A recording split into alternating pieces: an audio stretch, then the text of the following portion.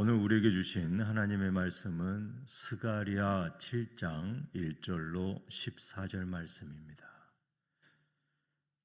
스가랴 7장 1절로 14절 말씀을 다 찾으셨으면 한 절씩 교독하겠습니다. 제가 1절을 봉독해 드리겠습니다. 다리오 왕 제4년 아홉째 달 곧 기슬레월 4일에 여호와의 말씀이 스가랴에게 임하니라.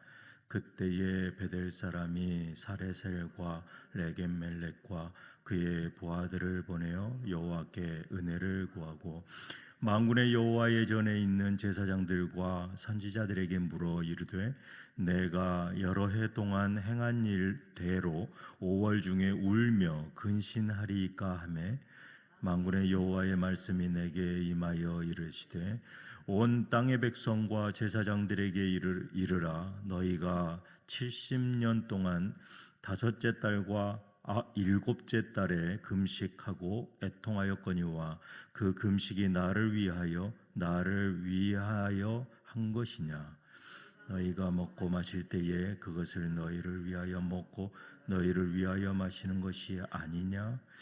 예루살렘과 사면 성읍의 백성이 평온히 거주하며 남방과 평원에 사람이 거주할 때에 여호와가 옛 선지자들을 통하여 외친 말씀이 있지 않느냐 하시니라. 여호와의 말씀이 스가랴에게 임하여 이르시되 만군의 여호와가 이같이 말하여 이르시기를 너희는 진실한 재판을 행하며 서로 애인과 긍휼을 베풀며 고아와 나그네와 궁핍한 자를 압제하지 말며 서로 해하려고 마음에 도모하지 말라 하였으나 그들이 듣기를 싫어하여 등을 돌리며 듣지 아니하려고 귀를 막으며 그 마음을 금광석같게 하여 율법과 만군의 여호와가 그의 영으로 옛 선지자들을 통하여 전한 말을 듣지 아니하므로 큰 진노가 여호와의 만군의 여호와께로부터 나왔도다. 내가 불러도 그들이 듣지 아니한 것처럼 그들이 불러도 내가 듣지 아니하리라. 만군의 여호와가 말하였느니라. 내가 그들을 바람으로 불어 알지 못하던 여러 나라에 흩었느니라. 그 후에 이 땅이 황폐하여 오고 가는 사람이 없었나니 이는 그들이 아름다운 땅을 황폐하게 하였음이니라 하시니라. 아멘. 저는 오늘 본문 말씀을 가지고 순종이 주는 회복이라는 제목으로 은혜를 나누기를 원합니다. 오늘 이 본문 스가랴 7장은 성전 재건이 거의 완성되던 때의 말씀입니다. 예루살렘의 회복과 함께 신앙의 회복도 시작되던 그 때에 베델에서 두 사람이 예루살렘으로 올라와 묻습니다. 오늘 말씀 3절에 내가 여러 해 동안 행한 대로 5월 중에 울며 근신하리이까? 이 질문은 단순한 종교적인 호기심이 아니었습니다. 성전이 다시 세워지고 있는데 이제 더 이상 금식할 필요가 있겠느냐? 이 물음 속에는 이제 힘든 때는 다 지났고 끝났는데 형식만 지켜도 되는 것 아니냐 이렇게 물어보는 것이죠. 자기 만족이 숨어 있는 것입니다. 하나님은 그들의 마음을 꿰뚫어 보시면서 이렇게 말씀하십니다. 5절에서 6절에 너희가 진정 나를 생각하여서 금식한 적이 있느냐?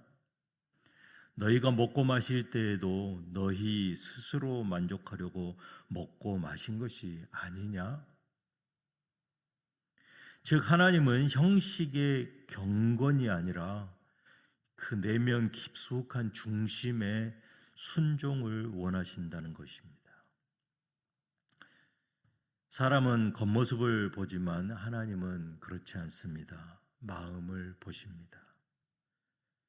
사무엘상 16장 7절 하반절에 보니까 내가 보는 것은 사람과 같지 아니하니 사람은 외모를 보거니와 나 여호와는 중심을 보느니라 하시더라. 아멘. 이스라엘 백성은 겉으로는 금식하며 슬퍼했습니다. 하지만 마음은 여전히 자기 중심적이었다라는 것이죠.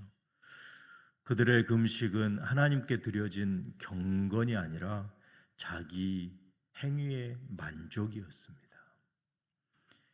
오늘날 우리도 이와 같을 때가 있는 것이죠.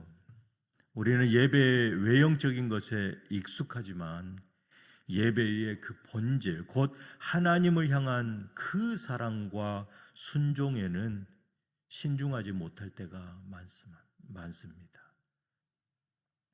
하나님은 금식 자체를 문제 삼지는 않으십니다. 단지 그 문제는 그 금식이 누구를 위한 것이냐. 우리가 드리는 모든 예배와 헌신이 하나님 중심이 아니다라면 그것은 결국 우리 자신을 위한 그러한 행위, 종교 행위로 남게 될 뿐이다라는 것입니다. 이어서 하나님은 그들에게 분명하게 말씀하십니다. 스가랴서 9절, 7장 9절에서 10절에 너희는 진실한 재판을 행하며 서로 인애와 긍휼을 베풀며 과부와 고아와 나그네와 궁핍한 자를 압제하지 말며 서로 해하려고 마음에 도모하지 말라. 하나님이 기뻐하시는 예배는 제사장들의 그 제의나 금식의 형식이 아니라 삶의 자리에서 그것을 드러내는 순종입니다.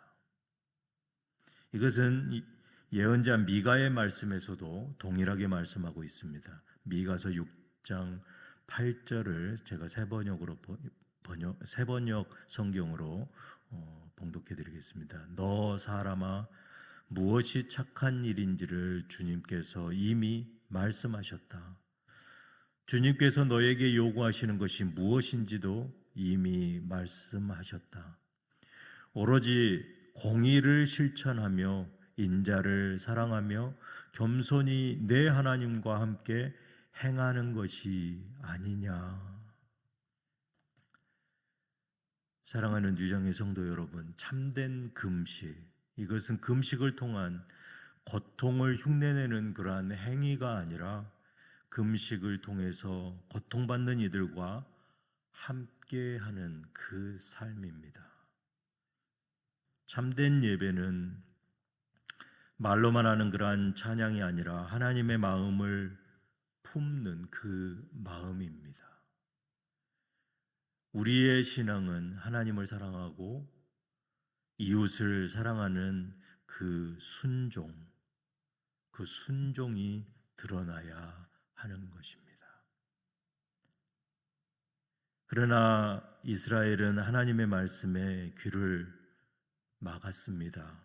11절 말씀에 그들이 듣기를 싫어하여 등을 돌리며 듣지 않으려고 귀를 막았다. 하나님의 음성을 듣지 않았고 선지자들의 경고를 거부했습니다. 결국 그 결과가 어땠습니까? 비참했죠. 14절 말씀을 제가 현대인의 성경으로 읽어드리겠습니다. 그들을 회오리 바람처럼 온 세상에 흩어 외국 땅에서 살게 하였다. 그 후로 이 땅은 황폐하여 왕래하는 자가 없었으니 이것은 그들이 이 좋은 땅을 황무지로 만들었기 때문이다. 아멘. 하나님의 영광도 떠납니다. 듣지 않는 백성은 결국 무너집니다. 순종이 사라진 자리. 그들은 성전을 잃고 땅을 잃고 평안마저도 잃었습니다. 오늘 우리 역시 마찬가지입니다. 말씀을 들으면서도 순종하지 않고 하나님의 생명이 머물던 자리가 메말라 버린다는 것. 결국 그 순종이 가장 중요한 것이다라는 것입니다. 어떤 모양이든 어떤 내용이든 바로 순종하시기 바랍니다. 기도의 능력, 그것이 사라지고 예배의 감격 사라져버리고 예배가 맹숭맹숭해져 버린다면 공동체에 대한 관심도 사라지게 됩니다. 그러나 감사한 것은 하나님은 그들을 결코 포기하지 않으셨다라는 사실이죠. 하나님은 여전히 회복을 준비하고 계십니다. 우리 다 같이 다음 장 스가랴 8장에 이어지는 말씀 한번 같이 읽겠습니다. 8장 3절 말씀입니다. 다 같이 읽겠습니다. 여호와가 이같이 말하노라. 내가 시온에 돌아와 예루살렘 가운데에 거하리니 예루살렘은 진리의 성읍이라 일컫겠고 만군의 여호와의 사는 성산이라 일컫게 되리라. 아멘. 내가 시온에 돌아오겠다. 그리고 거기에 거하겠다라고 말씀하는 것이죠. 하나님은 순종하는 백성 가운데 임하십니다. 아멘. 아멘. 그분은 순종의 마음을 가진 자에게 무너진 관계를 회복시켜 주시고 황폐한 땅을 다시 생명으로 가득 채워 생명의 땅으로 회복시키신다라고 말씀하십니다. 이것을 믿으시기 바랍니다. 순종은 복종과는 다릅니다. 순종은 하나님을 신뢰한다는 그 믿음의 증거입니다. 하나님의 뜻을 인정하는 그 겸손한 자세인 것이죠. 그럴 때에 하나님은 우리의 삶을 새롭게 하시고 은혜를 다시 되돌려 주시겠다라고 약속하십니다. 사랑하는 성도 여러분, 오늘 이 시간에 하나님은 우리에게 동일한 말씀을 하십니다. 너의 금식과 예배는 진정 누구를 위한 것이냐? 나를 위한 것이냐? 너의 그 순종이 누구와 합한 순종이냐? 나와 함께 나의 마음과 합한 순종이냐? 바로 이것이죠. 형식적 예배를 뛰어넘어 마음에 합한 그 순종으로 드려지는 예배자가 되시기를 바랍니다. 하나님은 오늘 또 그 사람을 통해서 회복의 사역을 행하십니다. 사무엘상 15장 22절에 순종이 제사보다 낫고 듣는 것이 수양의 기름보다 나으니. 아멘. 이 시간 우리의 순종이 회복의 문을 여는 귀한 키가 되시기를 이 아침에 주님의 이름으로 축복합니다. 기도하시겠습니다. 사랑의 주님, 우리의 신앙이 형식에 머무르지 않게 하여 주시옵소서. 금식보다 제사보다 예배보다 더 귀한 순종의 마음을 주시옵소서. 우리가 말씀을 듣기만 하는 자가 아니라 행하는 자가 되게 하시옵소서. 순종하는 그 자리마다 무너진 것이 회복되게 하여 주시고 죽어가는 영혼에 주님의 생수가 흐르게 하여 주시옵소서. 우리 주 예수 그리스도 이름으로 기도드리옵나이다. 아멘.